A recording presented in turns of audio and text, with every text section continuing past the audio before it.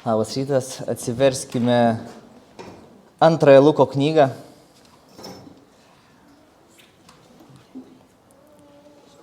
Tikiuosi visi žino nuorodą.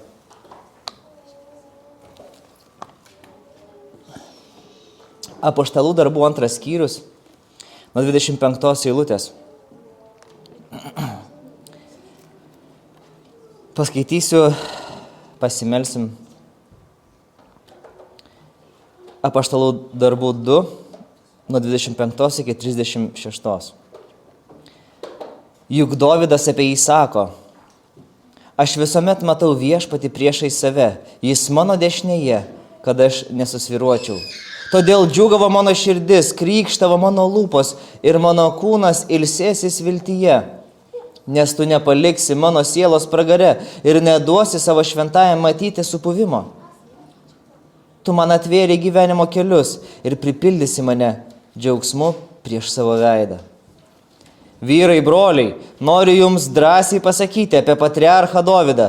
Jis mirė, buvo palaidotas ir jo kapas tebėra pas mus iki šios dienos.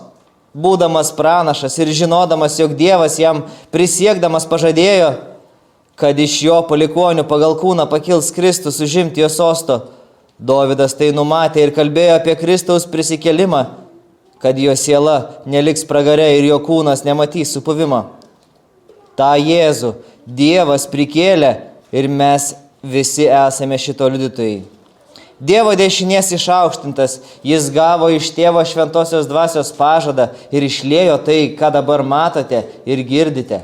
Juk Dovydas neįžengė į dangų, jis pats kalba: viešpats tarė mano viešpačiui, sėskis mano dešinėje, kol aš patiesiu tavo priešus, tarsi po kojai po tavo kojų.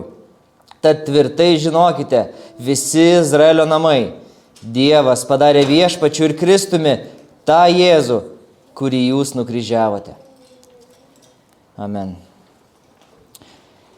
Dieve, dėkojame tau už tavo žodį ir dėkojame viešpatė, kad jį mums atveri, kad viešpatė mums leidė prisėsti ir išgirsti, viešpatė, kad leidė būti, viešpatė, tavo tiesos artume. Dieve, prašome, kad tu naudotum šitą laiką, kad tu naudotum savo žodį, viešpatė, naudotum savo žodį savo vaikams, viešpatė, padrasinti, nuraminti, paguosti, įkvėpti, viešpatė, ir paaiškinti tuos dalykus, kuriuos, viešpatė, sunku kartais suprasti, sunku priimti, viešpatė, tos širdis, kurios yra nerangios.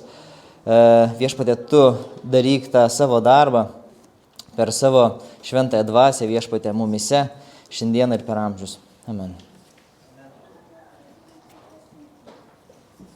Tai pastarasis 2 savaitės mes kartu sekėme Petro pamokslo eigą ir galim sakyti, bandom atkartoti arba mimikuoti tai, ką kalbėjo Petras žmonėms susirinkusiems Jeruzalėje tuo metu.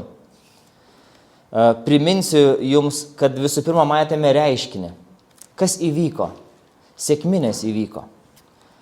Sekminių dieną pasigirdo ūžesys, pasirodė tarsi ugnies liežuviai, mokiniai pradėjo kalbėti kitomis kalbomis.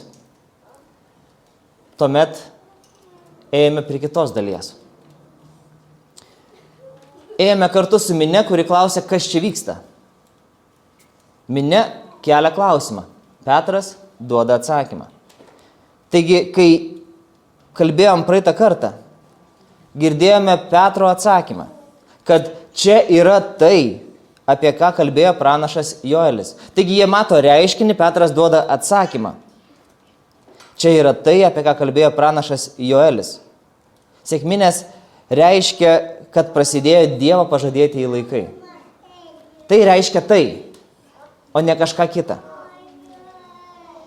Tačiau Petras dar nebaigė savo pamokslą ir šiandieną mes susirinkę esame išgirsti, ką toliau Petras kalba.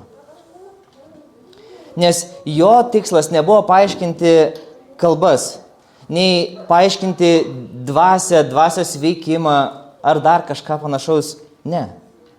Jo tikslas jau praeito pamokslo pabaigoje, supratome, yra nukreipti ir parodyti į Kristų. Ir tai labai gerai susišaukė su paties Kristaus mums duotais paaiškinimais apie šventąją dvasią, kad ateis dvasia, kuri nurodys visą tiesą, paaiškins visą tiesą. Ir tuomet Naujas testamentas mums sako, kad dvasia niekada nekreipia savo žvilgsnio į save, bet rodo į Kristų. Ir Petras savo pamokslavimą veda lygiai ten pat. Jo tikslas yra parodyti Kristų. Taigi šiandieną mes prieiname prie to trečiojo žingsnio. Mes turėjome reiškinį, turime paaiškinimą ir šiandieną mes kalbame apie tą asmenį, apie tą gelbėtoją. Taigi paaiškinimas yra Kristus. Ir čia Petras užduoda svarbiausią klausimą. Ką visi šitie reiškiniai, liežuviai, apie ką visą tai yra šiandieną, yra mūsų atsakymas. Paaiškinimas yra Kristus. Nes klausimas yra toks, ką visą tai sako mums apie Jėzų. Klausimas nėra toks, kaip mes esame linkę arba nujutimiškai bandom iškelti. Ar Jėzus myli mane? Netoks yra klausimas. Ar Jėzus gali man padėti? Ir netoks yra klausimas. Atsakymas į tos du klausimus yra taip. Bet Petras ne prie to mus veda. Petras veda mus prie to, kas iš tikrųjų yra Jėzus. Mes intuityviai, labai egocentriškai norime girdėti tuos pirminius du klausimus. Atėję į susirinkimą arba atėję į bažnyčią, ieškodami kažkokios tai dvasinės patirties. Mes ateiname su tuo tikslu, kad mums kažkas negerai. Mes net nežinome pilnai, kas negerai. Ir mes labai norim išgirsti mus kuo greičiau nuraminantį atsakymą. Viskas gerai, Dievas tave myli. Dievas tave myli ir Dievas gali tau padėti, tai yra tiesa. Bet tai nėra pagrindinė žinia. Tai nėra esminė žinia. Tai yra pašaliniai dalykai, kuriuos Dievas galbūt paskatina mus atvesdamas prie tų klausimų. Bet Petras labai aiškiai žmonėms susirinkusiems sekminių dieną, atėjusiems pagarbinti Dievą, atnešančiams visokias aukas, kurie save laiko religingais, kurie save laiko pamaldžiais. Jisai jiems aiškina, kas vyksta tą sekminių dieną ir aiškina juos, rodydamas labai aiškiai į paties Kristaus asmenį. Nes čia yra esmė, kas iš tikrųjų yra Kristus. Ir Petras atsako iš tą klausimą, žvelgdamas į Seną testamentą. Jau prieš tai citavęs pranašą Joelį, dabar jisai vėl cituoja, ne pranašą Joelį, bet pranašą, karalių, valdovą, pateptą jį, Dovydą. Ir Dovydo psalmėmis atsako Petras. Ne tam, kad įrodytų du skirtingus dalykus, bet tam, kad parodytų vieną didžią iš dviejų dalių susidedančią tiesą. Tiesa yra tokia, kad Jėzus yra pažadėtasis Mesijas ir šiandieną karaliaujantis viešpats. Ir dėl to visa Izraelio tauta tą akimirką, kai girdi tuos žodžius, privalo apsispręsti dėl to, kas yra Jėzus. Ištrauka, kurią mes skaitėm, nebereikalo kalbėjo, nes jinai kalba, tarp kitko, veiksmas vyksta maždaug panašiu metu, kelių mėnesių skirtumų, kai Jėzus su savo mokiniais keliauja iš Emauso. Ir eina du jo mokiniai ir jie kelia klausimą, tai kasgi vyko ten? Kasgi vyko Jeruzalėje, prie ko čia visa tai? Ir tuomet Jėzus atvėręs jiems protus ir atvėręs jiems raštus, atvėręs jiems Seną testamentą, paaiškino, kaip iš tikrųjų turi būti, kas iš tikrųjų ten vyksta, ir tuomet jiems pats prisistatė, apsireiškė, pasirodė.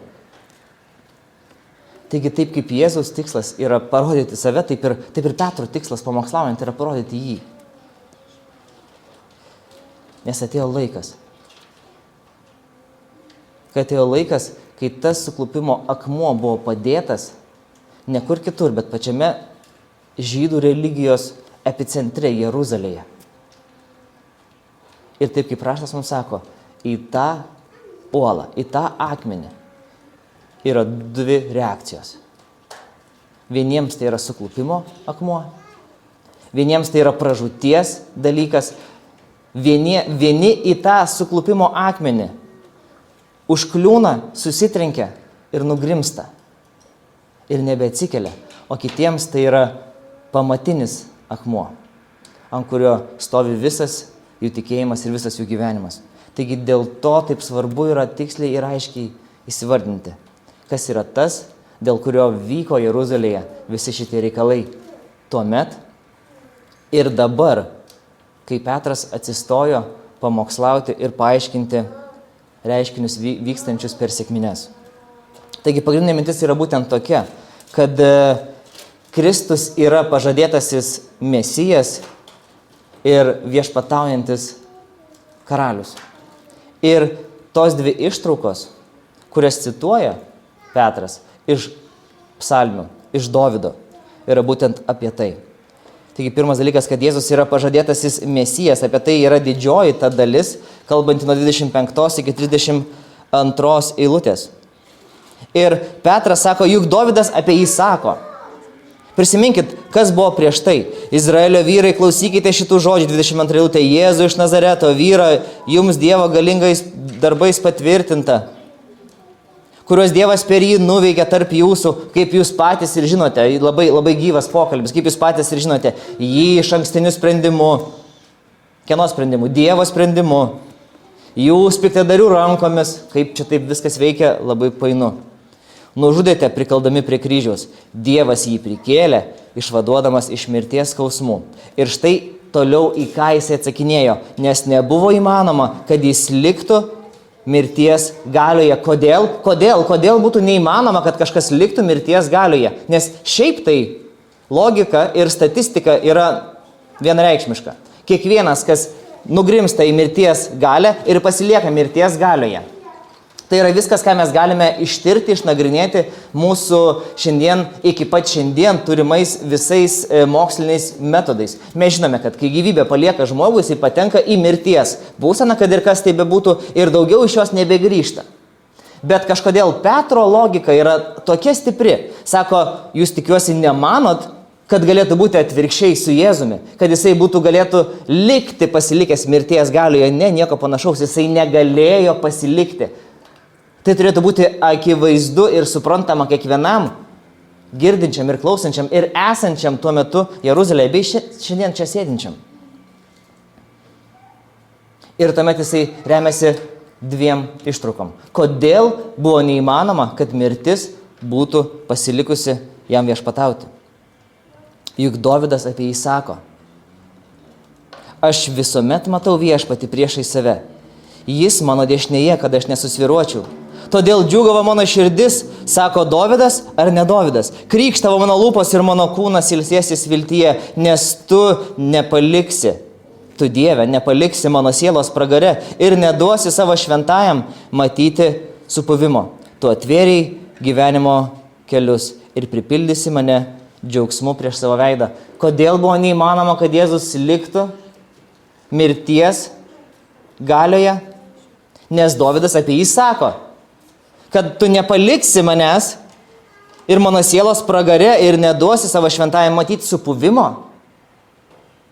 Tu man atvėrei gyvenimo kelius ir pripildysi mane džiaugsmu prieš savo veidą. Būtent dėl to Petrui yra akivaizdu ir aišku, kad Jėzus negalėjo būti niekas kitas, kaip tik tai pažadėtasis Mesijas. Ir Petras pradeda nuo klausimo, apie ką kalbėjo Dovydas. Apie ką kalbėjo Dovydas? Atsakymas akivaizdus. Apie save. Dovydas kalbėjo apie save. Visi taip matė tą ištrauką iki tos dienos. Bet ar tikrai visi taip turėjo skaityti? Regėjo viešpatį nuolat prieš save. Galbūt tai kiekvienas šventasis, kuris regi viešpatį nuolat prieš save. Galbūt kiekvienas šventasis gali sakyti, tu nepaliksi mano sielos mirusiųjų buveiniai. Taip, mes turime viltį. Mes turime viltį nepasilikti mirusiųjų buveiniai. Tu neleisi savo šventajam supūti ir čia jau sudėtingiau. Nes tiesiog net žodžio prasme supūna kiekvienas. Bet čia Petro logika lūžta. Ne. Ne apie save kalbėjo Dovydas. Ir ne apie tave kalbėjo Dovydas. Ir ne apie mane kalbėjo Dovydas. Ir ne apie mus po 2000 metų kalbėjo Dovydas. Dovydas kalbėjo apie tą, kas ateis po jo. Apie Mesiją. Kodėl? Nes Dovydas mirė. Petras netgi ciniškai tą dalyką atneša visiems Dovydo gerbėjams, visiems Dovydo fanams, susirinkusiems netoli Dovydo miestą, sako, jūs tie, kurie taip gerbėte Dovydą, turėtumėte klausyti, ką Dovydas sako, nes Dovydas kalba ne apie save. Nes kodėl? Nes Dovydo kūnas supūvo.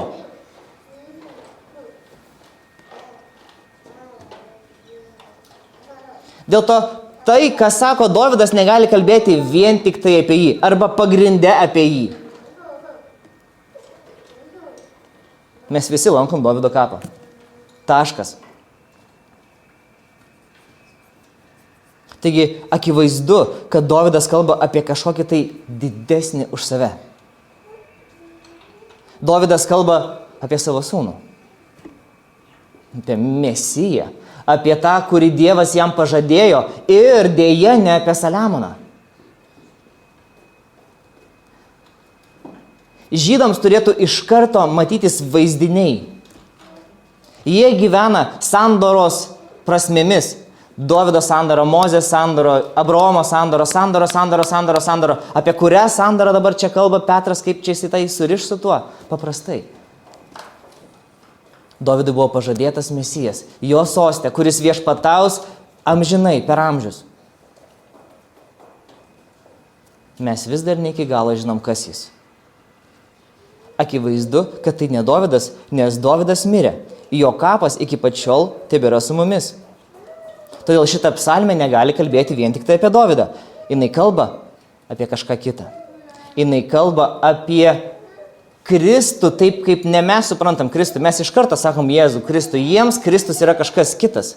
Jie laukia, iki pat šiol dar laukia Kristaus. Tarp kitko, Kristaus laukia. Nes Kristus, tas žodis reiškia Mesijas. Mesijas reiškia pateptasis, kuris ateis išgelbėti. Tik tai dabar vėlgi čia prasideda interpretacijos. Išgelbėti kuria prasme? Nes netgi Jėzaus laikais žmonės laukia Mesijo, jo net pažino. Nes jie laukia karinio, politinio, žemiško vadovo, kuris išvaduotų juos, bet ne iš nuodėmių, taip kaip mes šiandien suprantam, bet išvaduotų juos iš priespaudos, iš Romos imperijos, iš dar kažkokių dalykų. Tai taip, jisai yra vadovas, jisai yra karalius, bet ne ta prasme, kaip žmonės galbūt norėjo ir laukia. Dėl to Petras turi atsistoti ir paaiškinti jiems tos dalykus. Kad jūs žiūrite net ne tą pusę, ne į tą kryptim, ne tą Dovydą jūs laukiat, ne taip tas psalmes skaitot. Ir jūs esate liudininkai visų šitų dalykų. Kokių dalykų? Įvykusių prieš mėnesį su pusę. Kaip jums nesusiriša? Dovydas sako, mano kūnas, mano akis nematys pragaro ir supuvimo. Tuomet yra daug metų, tuomet ateina Jėzus, jisai yra prikalamas prie kryžiaus, jisai nuo kryžiaus yra nuimamas, ant jo kapo yra žudenamas akmuo, bet jisai buvo išpranašavęs, kad jisai prisikels. Ir jisai dingo. Mažų mažiausiai skeptikams akivaizdu, kad jo kūnas dingo. Niekas negali paaiškinti, niekam nelimpa pasiteisinimai, kad romiečiai neapsaugojo kapo ir žydai mokiniai jį pavogė, kažkur pradangino. Patys yra pasimetę, tuo pačiu metu nesusideda paveikslas, išskyrus tik tai vienas variantas yra teisingas. Jisai iš tikrųjų prisikėlė. O jeigu jisai iš tikrųjų prisikėlė, jo kūnas neragavo supuvimo. Jis yra tas, kuriam Dievas neleido supūti. Jis yra būtent tas, kuriam buvo neįmanoma, kad jisai liktų mirties galioje. Jis yra tas, kieno širdis džiūgavo ir kūnas ilsėjosi viltyje. Jis yra tas, kurio Dievas nepaliko jo sielos pragare ir nedavė šventajai matyti supuvimo. Jis yra tas, kuriam buvo atverti gyvenimo keliai, kuris buvo pripildytas džiaugsmu prieš Dievo veidą. Todėl akivaizdu, kad matosi ir Petras brėžia kontrastą tarp Dovydo pateptojo karaliaus ir Jėzaus pateptojo karaliaus, kuris vienas matė mirtį, supuvimą, kitas matė mirtį, prisikelimą ir jokio supuvimo. Ir čia jisai toliau veda. Todėl, kad Jėzus ir yra pažadėtasis Mesijas, nes Dovydo pranašystė išsipildė jame. Vyrai, broliai, kaip draugiškai, kaip šiltai, kaip kviečiančiai skamba Petras, vyrai, broliai. Negi jūs nematote, negi jūs nesuprantate. Noriu jums drąsiai pasakyti apie patriarchą Dovydą, jūsų gerbiamą, mano gerbiamą, visų gerbiamą. Bet savo vietoje jisai turi būti tiksliai įvardintas, kas yra patriarchas Dovydas. Jisai mirė, buvo palaidotas ir jo kapas tebėra pas mus iki pačios dienos. Bet būdamas pranašas ir žinodamas, jog Dievas jam prisiekdamas pažadėjo, kad iš jo palikuonių pagal kūną, yra kūnas, yra svarbus, ir palikuonis svarbus, ir tas pažadas yra svarbus, ir Saliamonas svarbus, ir visi kiti svarbus, iki tol, kol atvedė. Pagal kūną pakils, kad neklaidintume savo proto, kuris labai ieško lengvų sąsajų, kol iš 30 eilutė pagal kūną pakils pateptasis, užimti jo sostą. Dovydas tai numatė ir kalbėjo apie pateptojo prisikelimą, kad jo siela neliks pragare ir jo kūnas nematys supuvimo ir tuomet, sako jis, tą Jėzų. Ne Kristų, kaip aš ir neskaičiau, bet pateptą jį, Mesiją, ir Petras deda lygybę ženklą, sako, tą Mesiją, tą pateptą jį, tą Kristų, tą Jėzų, jisai prikėlė. Taigi Dievas nepaliko jo mirtyje, jisai jį prikėlė. Ir čia yra pagrindinis ir esminis Petro pamokslo kontrastas ir paaiškinimas tarp Dovydo ir Mesijo. Paaiškinamas ir pabrėždamas, kad Jėzus ir yra pažadėtasis Mesijas, nes Dovydo pranašystė išsipildo jame. Jeigu taip pažiūrėti, tai visas Senasis testamentas į jį ir vedė. Nuo Adomo iki Abromo, iki Mozės. Visos paschos, visos šventyklos, kunigystės, visi aukojimai, visi karaliai, visi pranašai vedė link jo. Ir tai ne mano žodžiai. Tai yra tai, ką Antanas skaitė, tai yra tai, ką Jėzus sakė savo mokiniams. Luko 24 skyriuje. Pradėjęs aiškinti apie save, jisai kalbėjo iš Mozės, iš psalmių, iš pranašų. Jisai naudoja visą Senąjį testamentą tam, kad parodyti, tam, kad atvesti. Ir mūsų suvokimas turi vesti, eiti lygiai ten pat. Taip kaip Jėzus mums pamokė aiškinti raštą. Atsiverčiam Senąjį testamentą, turim pamatyti jį ten. Nes viskas veda į jį, viskas rodo į jį. Dėl to šiandien net kryžių Martynas padėjo. Nes mes galime iš platumo siaurinti savo žvilgsnį. Ir prieš mūsų akis turi likti vienintelis.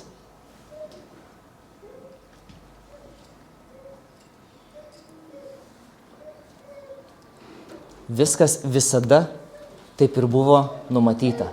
Taip ir buvo suplanuota, taip ir buvo paruošta, taip ir buvo parėdyta, patepta, numatyta, nežinau, antrinis, tretinis, ketvirtinis priežastingumas. Dievas vedė savo pasaulį, savo istoriją, vedė savo žmonės, vedė visus istorinius įvykius į vieną asmenį. Tai buvo būtinybė. Ir dėl to Jėzus aiškina Luko 1 knygoje, klausydamas klausimą, argi nereikėjo Kristui kentėti? Taip tarsi tai turėtų būti akivaizdu. Taip tarsi jokio kito atsakymo negalim būtų čia pateikti. Nes taip, atsakymas yra taip. Reikėjo. Kristui reikėjo. Negalėjo, nepasirinko, ne taip pavyko, taip išėjo, bet turėjo, taip buvo būtinybė, taip reikėjo. Kad Jėzus buvo Dievo iš anksto numatytų būdu. Prikaltas prie kryžiaus, palaidotas ir prikeltas. Ir viskas, kas vyksta toliau, yra visų tų dalykų padarinys.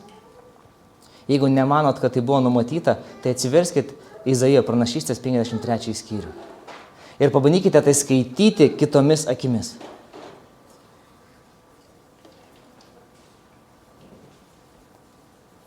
Pabandykit surasti ten kažkokį kitą atsakymą. Pabandykit taip, kaip mokiniai keliaudami į Emausą ar iš Emauso. Bandyti spėlioti, kasgi įvyko, ko dar, kur jiems dabar keliauti. Mokiniai paskui nusigavo atgal į Galilėją, grįžo prie savo žvejojimo meno. Kaip greitai mokiniai, kaip greitai mes esame linkę kažkur kitur nukrypti savo mintise. Ir grįžtam prie Dievo tik tuomet, kada mums iškyla sunkumai. Ir mes tada pradedam ieškoti Dievo valios, bet jau kitų kampų. Dievo valios mums, mūsų gyvenimams. Ir tada atsiverčiam Apaštalų darbų antrąjį skyrių ir galvom, gal čia yra atsakymas. Bet ir tai skaitome kitaip. Ieškodami ugnies liežuvį, ieškodami svetimų kalbų, ieškodami kažkokių vėjo gūsių, dar kažkokių tai galių, prarasdami supratimą. Egocentriškai skaitydami raštą, ieškodami, kaip man gali tai padėti mano situacijoje, susitelkę į savo problemas. Kuomet Petras labai aiškiai kreipia visus žvilgsnius šalin nuo savęs. Iš egocentriškumo į kristocentriškumą. Ar mes galime taip pažvelgti į savo gyvenimą? Neieškodami Dievo dėl savęs, neieškodami savo pašaukimo, ieškodami kažkokios tai pagalbos, užuominos, kažkokio tai ženklo iš dangaus. Laukdami kažkokių ypatingų atsakymų, ypatingo apreiškimo dėl manęs, dėl mano gyvenimo. Pamiršdami, kad Dievas visų pirma, visų svarbiausia, kviečia atkreipti mūsų žvilgsnius į jį. Neieškoti naujų patirčių, bet pažinti Kristų. O jeigu pažįsti Kristų, pažinti dar geriau. Pažinti, koks jisai yra Mesijas, pažinti, koks jisai yra karalius. Ištyrinėti tos raštus, kaip darė kilmingieji Berėjos gyventojai. Nagrinėti, ieškoti, tyrinėti, pažinti jį, ieškoti.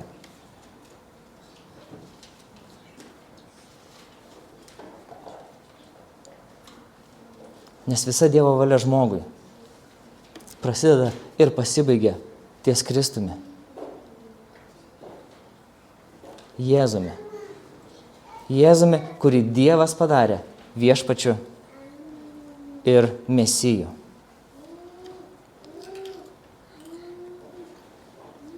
Kai mes giedam, kad viešpats yra mano ganytojas ir aš nestakosiu, ar mes tą ir giedame? Ar mes tą ir išgyvename? Štai kur klausimas. Nes klausimas yra nuolatinis. Aš nestokosiu. Dovydas, tas pats Dovydas, tik kitoje psalmėje, užbėgdamas įvykiams už akių, kalba apie stoką ir stokavimą, stokojimą, trūkumą, poreikį. Ir kaip jisai atsako? Aš nestokosiu, nes man nieko nereikia, nes aš viską turiu, nes man viskas yra duota. Ne, nes viešpats yra mano ganytojas. Akcentą dėkime ant viešpaties, o ne tai, ką jisai man daro. Tai, ką jisai daro, yra svarbu. Bet esmė yra, kas tai daro. Esmė yra santykyje, esmė yra pasitikėjime ir esmė yra pažinime. mes susitelkėme į stokok, o Dovydas mus kreipia į viešpats. Ir čia yra du priešingi, iš esmės skirtingi gyvenimo būdai, kurie gali būti paremti viena eilute. Ir esmė čia yra mūsų širdies akcente. Kas yra pirmiau, kas yra svarbiau? Ir Dovydas, ir Petras, ir Jėzus kreipia mūsų žvilgsnius į jį, taip kaip mes šiandien giedojame.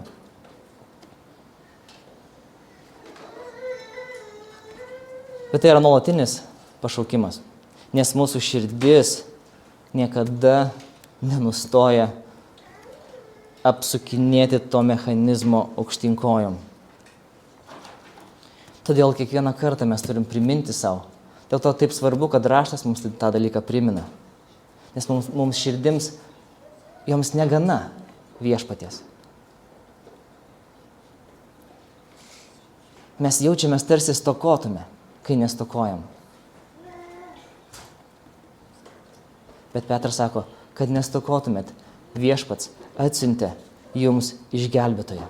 Viešpats patepė Kristumi, Jėzų.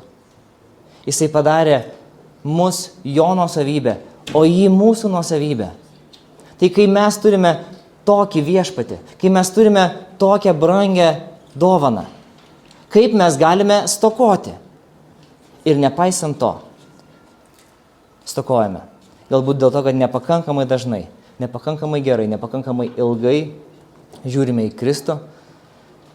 Ir galbūt mums pas laikas yra įsiminti tas giesmes, kad keltume savo žvilgsnį į Jėzų, kad nuo jo nenuleistume akių, nes žvilgsniai krypsta žemyn, žemyn, žemyn, mūsų pastangos turi būti aukštyn, aukštyn, aukštyn. Ir trumpai ta antroji dalis, nes ir pats Petras tai dalį skiria mažiau eilučių. Tai yra psalmė 110, jinai yra dažniausiai Naujajame testamente cituojama frazė nebereikalo. Nes jinai pasako, kad Jėzus yra viešpataujantis karalius. Čia Petro argumentas pasirodo dar įdomesnis. Jisai vėl pradeda to pačiu principu, iškeldamas klausimą, kodėl Dovydas savo palikuonį vadina viešpačiu. Kodėl Dovydas savo palikuonį vadina viešpačiu?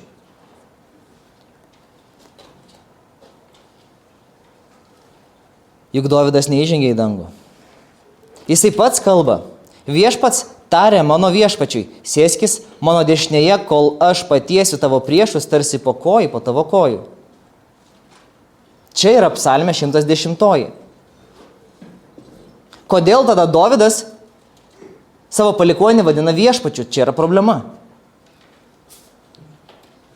Petras iš karto pašalina, antrą kartą pašalina neteisingą, intuityvų atsakymą. Apie ką kalba Dovydas? Vėlgi Dovydas kalba ne apie save, nes Dovydas neįžengė į dangų. Dovydas liko kape ir jisai liko kape. Dovydas liko kape ir Dovydas nepakilo į sostą. Čia yra esminis atsakymas visiems, kurie buvo patenkinti atsakymu Dovydas. Dovydas neteisingas atsakymas. 50-50. Pagalba iš studijos. Išbraukite 2 neteisingus atsakymus. Dovydas išsibraukė ką tik. Negi negana to, kad Dievas padarė jį mesiju, jisai padarė jį ne tik mesiju, jisai padarė jį karaliumi. Ir jeigu jūsų įsivaizdavime tobuliausias karalius buvo Dovydas, tai jūs esate labai toli nuo atsakymo. Jeigu mes šiandieną ieškome karaliaus, kuris prilygtų Dovydui, mes mąstome žemiškai, žmogiškai ir kūniškai. Nes Biblija kalba apie kitą viešpatį, kurį jūsų viešpats Dovydas, pateptasis Dovydas, karalius Dovydas, patriarchas Dovydas, pranašas Dovydas vadina savo viešpačiu. Taigi viešpats tarė viešpačiui. Vadinasi, jisai kalba ne apie save. Ir jeigu pirmoji psalmė atsakė, kas yra Jėzus, tai antroji lyg ir sakytų, o kur dabar yra Jėzus? Ne kape. ne tarp mirusiųjų, ne kažkur pasaulio istorijoje, žmonijos istorijoje, bet labai ypatingoje vietoje. Jisai yra savo soste. Jisai yra tėvo dešinėje.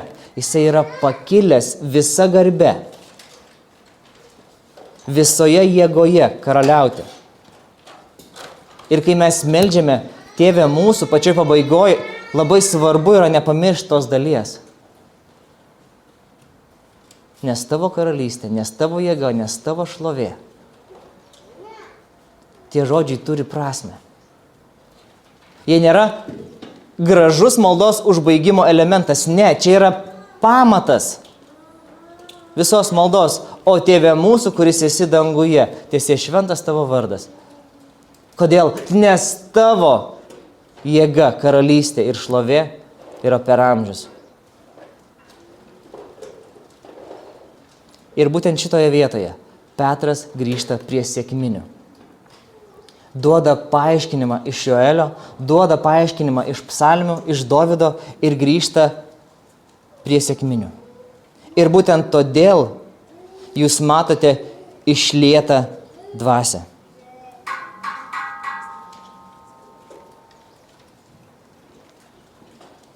33 eilutė. Dievo dešinės išaukštintas. Jis gavo iš tėvo šventosios dvasios pažadą ir išliejo tai, ką dabar matote ir girdite. Kodėl?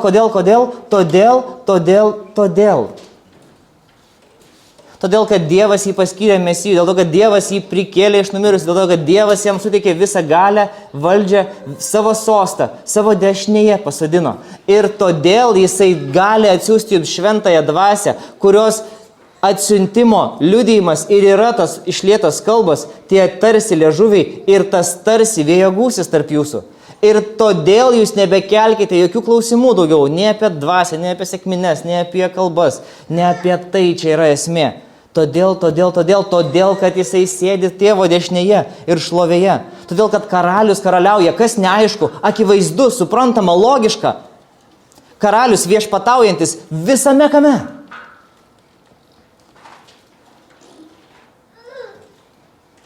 Tai nėra, ką jūs turit padaryti, kad gauti šventosios dvasios dovaną. Tai yra tai, kas Jėzus yra ir kur jisai yra, kad gali jums suteikti šventosios dvasios dovaną.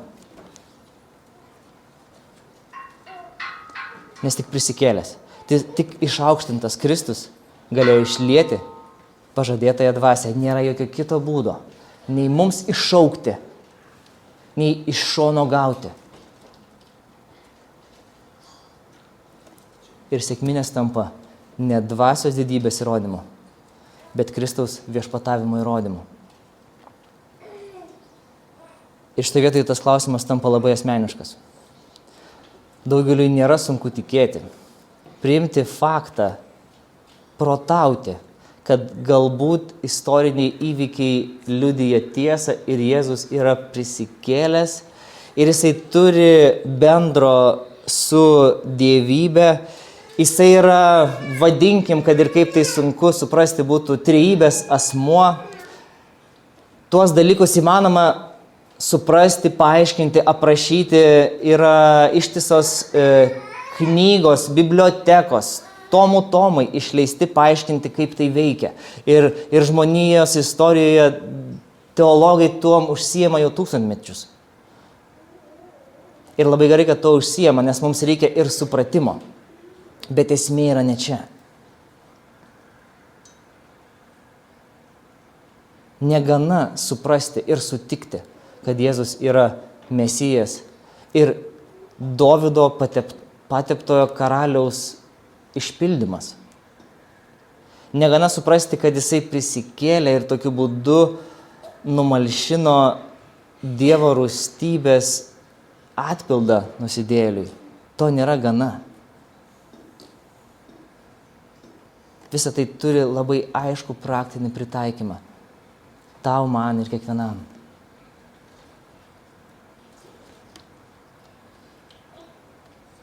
Suprasti nėra sunku. Turėti tą dalyką yra neįmanoma.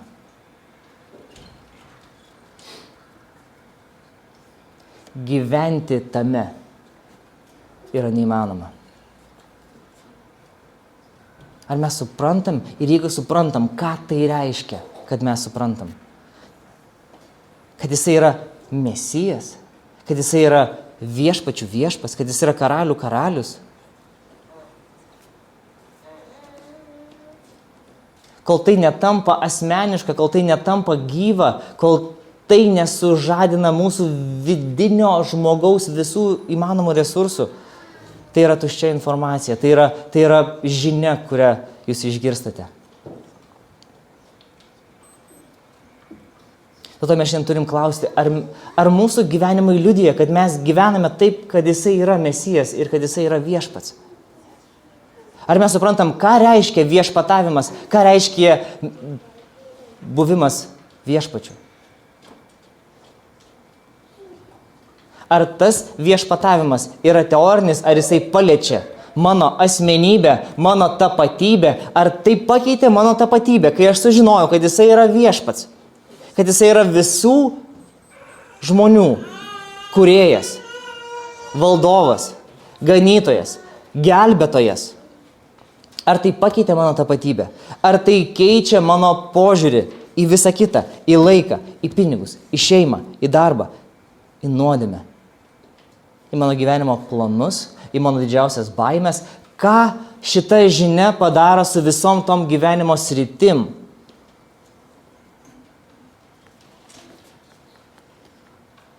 Nes tikėjimas nėra vien sutikimas su faktais apie Jėzų. Tikėjimas yra Dievo galia, keičianti gyvenimus, iš esmės. Tikėjimas yra ta galia, kuri mus įgalina paklusnumui.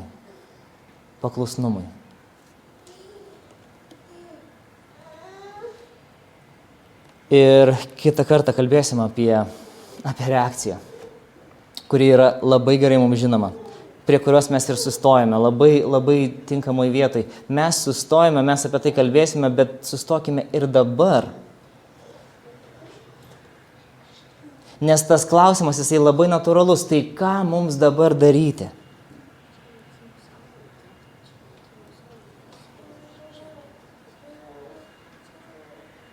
Petras sako, tad tvirtai žinokite, visi Izraelio namai. Dievas padarė viešpačiu ir Kristumi tą Jėzų, kurį jūs nukryžiavote. Tai yra mūsų paskutinė ištraukos eilutė šiandienos. Bet tai yra Petro pamokslo išvada.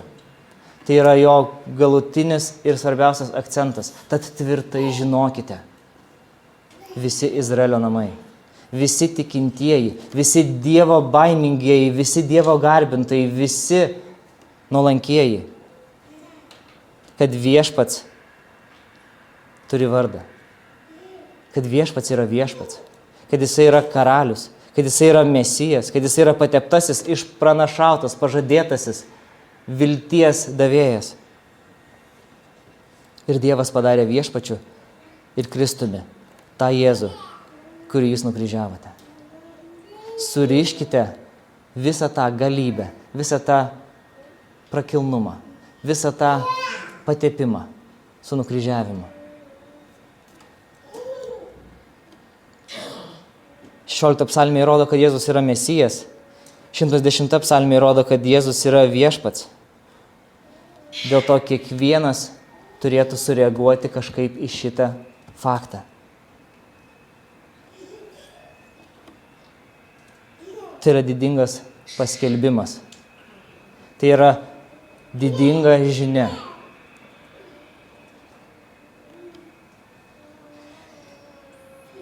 Todėl šiandieną pagrindinis klausimas nėra toks, ar aš tikiu, kad Jėzus gyveno, kad jisai prisikėlė, kad jisai yra trejybės asmuo, tai nėra pagrindinis klausimas. Bet ar mano gyvenime jisai yra Mesijas ir ar mano gyvenime jisai yra viešpačių viešpats? Štai yra pagrindinis klausimas. Nes toks yra ir Jėzaus, ir Petro pamokslo tikslas. Tvirtai žinoti. žinoti, bet tvirtai, atsistoti ant žinojimo, atsistoti ir leisti tam žinojimui, šitai tiesai išlaikyti jūs. Visą jūsų svorį, visas jūsų baimės, visas jūsų nežinias, visus jūsų nerimus, visus jūsų pasipiktinimus, visus jūsų neteisingumus, blogumus, visas jūsų nuodėmės uždėkime ant to vieno kertinio, pamatinio, kažkam suklupimo akmens.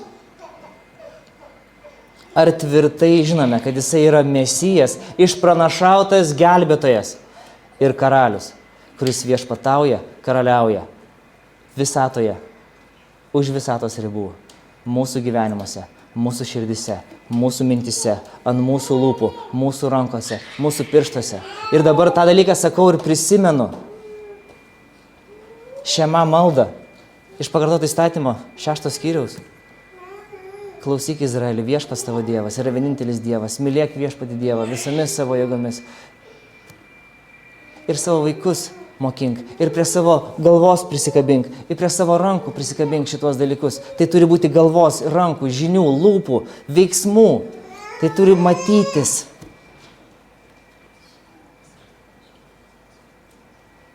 O jeigu ne, tai klauskite. Klauskite, ką mums daryti, vyrai broliai. Jeigu šita žinia veria jums širdis. Ir Petras, ne kitą savaitę, bet po 2 savaičių jums duos atsakymą. Ką mums daryti, vyrai broliai. Su to jos ir palieku, tai būna Dievui garbė.